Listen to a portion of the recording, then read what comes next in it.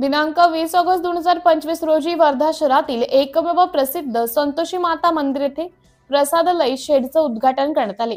या शेड करिता वर्धा जिल्ह्याचे पालकमंत्री श्री पंकजभाऊ भोयर यांच्या विकास निधीतून 6 लाख रुपये मंजूर करण्यात आले।